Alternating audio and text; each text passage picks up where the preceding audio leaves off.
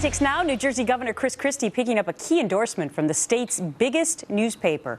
The New Hampshire union leader writing this: "We don't need another fast-talking, well-meaning freshman U.S. senator trying to run the government. We are still seeing the disastrous effects of the last such choice."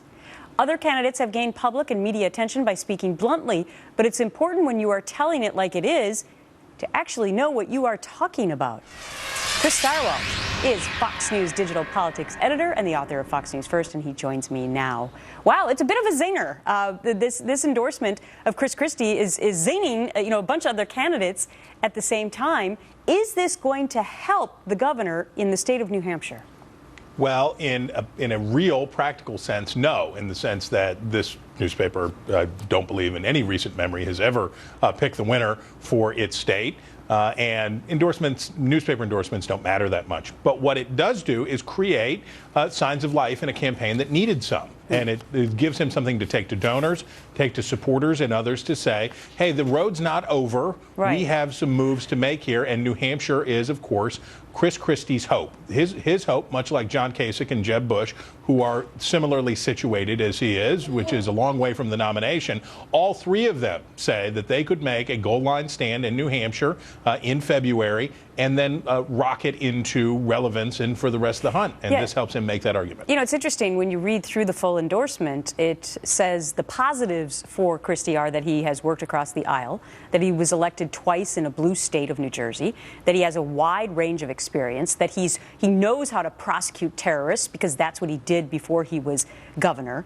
And it's also interesting to note that he got the plumber endorsement, apparently a well-known couple in New Hampshire that puts out an endorsement as well, and they're also saying it's Christie for them. Sure. And I do think Christie could end up being a good fit. It will depend on how long Kasich and Bush stay around this fight. It will depend on how serious they get about this. But look, Christie is way out of first place in New Hampshire right now, depending on the poll that you look at.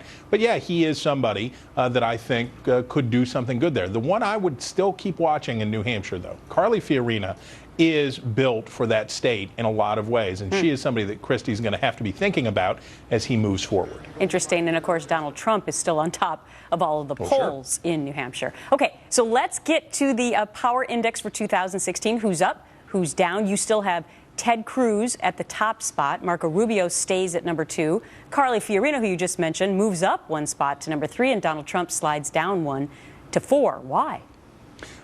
Donald Trump has spent way too much of the last 3 weeks defending himself. It is not the Trump brand is not about playing defense, right? The Trump brand is about offense, attack, attack, attack, deride your opponents, stay on offense, fight the media, fight everybody else.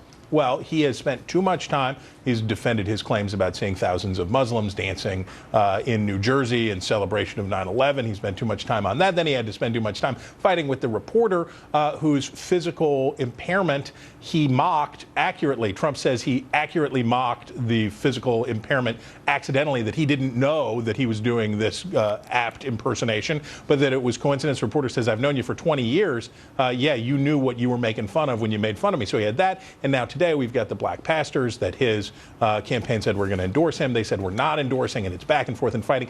Too much time spent not attacking his fellow Republicans, which is his brand, but instead defending himself. That's not good. Okay, now the rest of your power index, Ben Carson and Jeb Bush, stay respectively at 5 and 6. Why?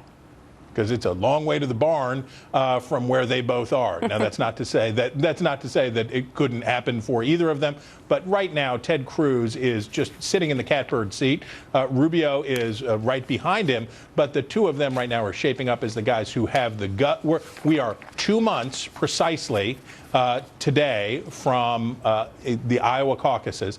And I would be very surprised if on that day that Cruz and Rubio were not 1 and 2, not just in Iowa maybe, but across the Republican spectrum. But we'll see. Very interesting prognosticating from Chris Stirewalt. Have a great week. Thank you. You bet.